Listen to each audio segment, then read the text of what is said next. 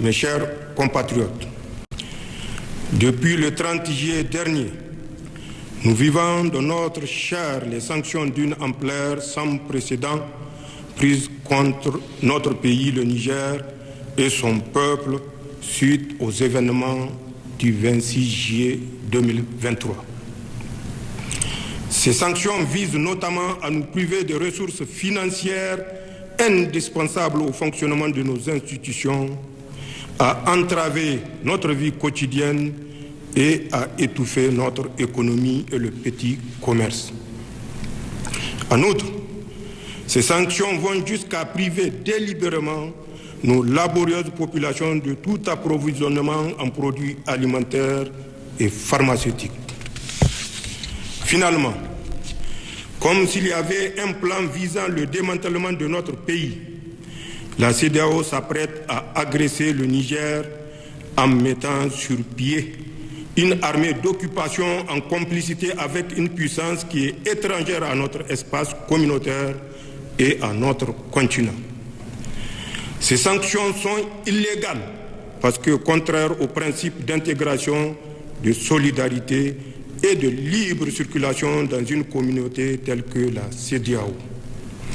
Ce caractère illégal est du reste attesté par la jurisprudence en la matière. Ces sanctions sont surtout inhumaines. Comment comprendre en effet qu'on laisse pourrir aux frontières des produits alimentaires et pharmaceutiques de première nécessité destinés à des populations dans le besoin?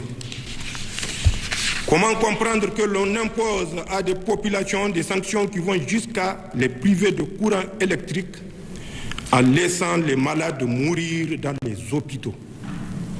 Ces sanctions ne sont pas pensées dans une optique de recherche de solutions, mais pour nous mettre à genoux et nous humilier.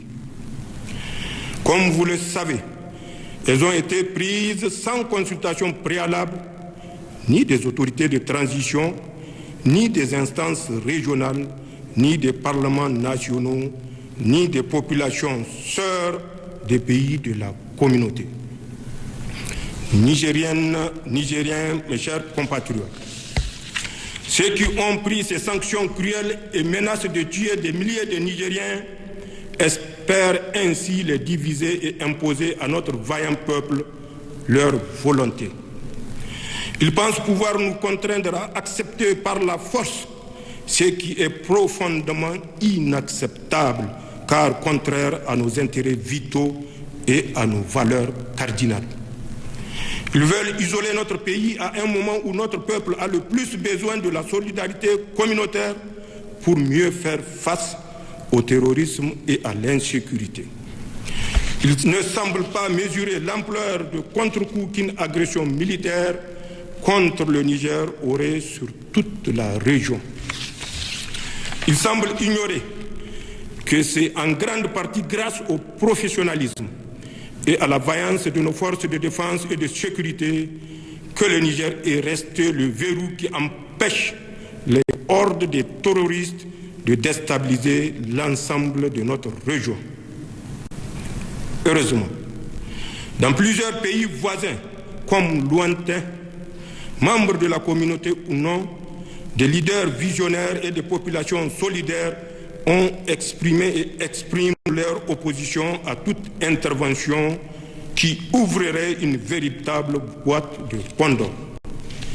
Nigériennes, Nigériens, mes chers compatriotes, il est paradoxal que les réactions excessives entretenues par certains acteurs externes qui tentent d'imposer les médias une image caricaturale du Conseil national pour la sauvegarde de la patrie et de son action soient autant en déphasage par rapport aux aspirations du peuple nigérien.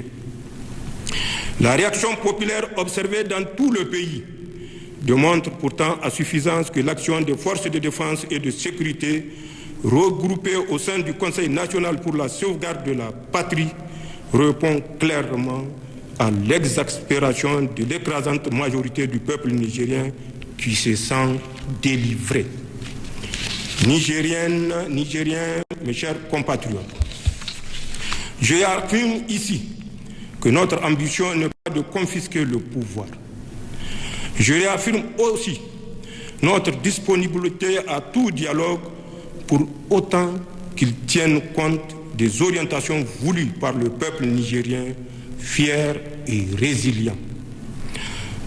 Toute approche coercitive et ignorant la quête de souveraineté, de sécurité et de bonne gouvernance exprimée clairement par la population revient à ignorer les dynamiques profondes en œuvre dans les pays sahéliens abandonnés à leur propre sort depuis plus de 10 ans par ceux-là même qui, au lieu de les aider à combattre les maux qui les assaillent, veulent aujourd'hui les agresser.